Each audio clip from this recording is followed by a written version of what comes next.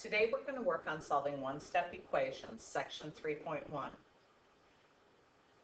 I need you to understand that the addition property of equality means that if I have a subtraction problem, I can add the same number to both sides of the equation so that I can get x all by itself, and I will have an equivalent equation. That's how we're going to solve our equations today. The subtraction property of equality is the same idea. We have an addition equation, but in order to get x all by itself, we are subtracting a on both sides, so we get x all by itself, and we are left with an equivalent equation.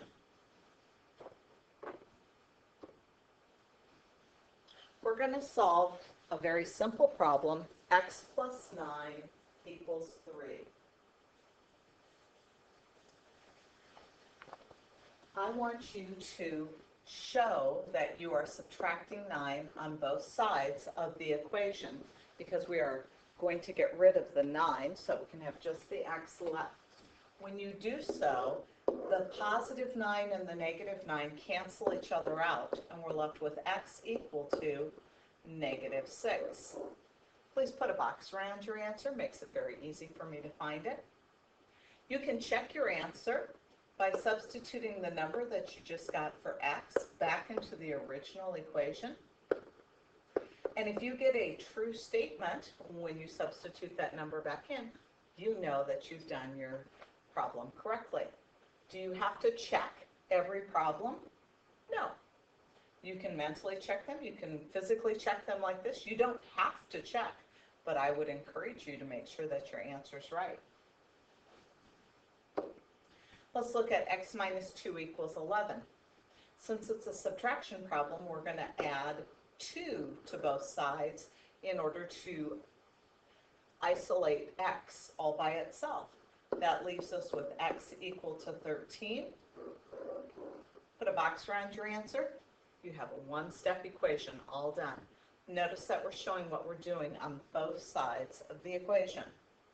We have a few more one-steps that we're going to do. We're going to have the multiplication property of equality. And when we have this multiplication property, well, first of all, we're starting out with a division problem. And what we are doing is we're multiplying by whatever is in the denominator on both sides of the equation, so that we end up with the variable all by itself. On a division property of inequality, we start out with a multiplication problem, but notice that we are dividing by the same number on both sides so that we can isolate that variable. Let's go through this with a problem that has numbers in it. Negative 4x equals negative 28. Well, since it's multiplication, a number next to a variable means multiplication, we are going to be dividing by that number that's with the x.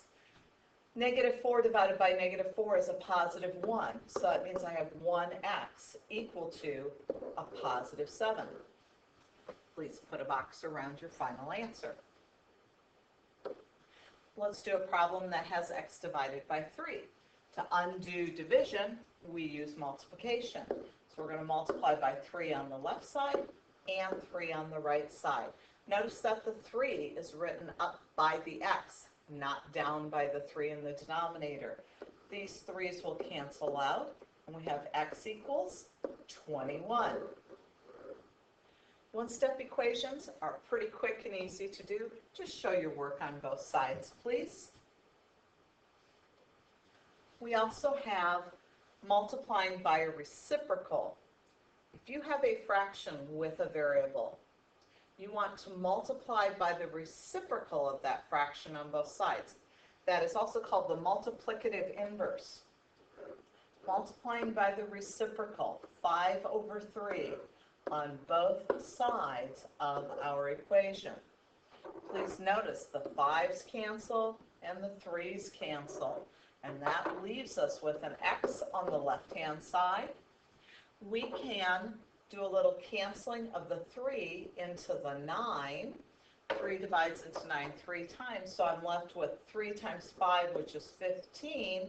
A negative times a positive is a negative, so we get x equals a negative 15. Be careful of your negative signs. Make sure you're watching those. Be careful with your canceling. Make sure that you are multiplying by that reciprocal on both sides. Little story problem here. In 2004 Summer Olympics, Inga de Bruin won the women's 50-meter freestyle. Her winning time was 24.58 seconds. Find her average swimming speed to the nearest hundredth of a meter per second. One of the things that you need to remember is the formula for distance. Distance equals rate times time. And we know two of the pieces of information up here. We know the 50 meters, and we know the time, 24.58 seconds. What we have to find is her average swimming speed, which happens to be what rate is. Well, since we have 50 equals 24.58 times r, notice I flipped those around. The commutative property of multiplication allows me to do that. I will be dividing on both sides by that 24.58 in order to solve for r.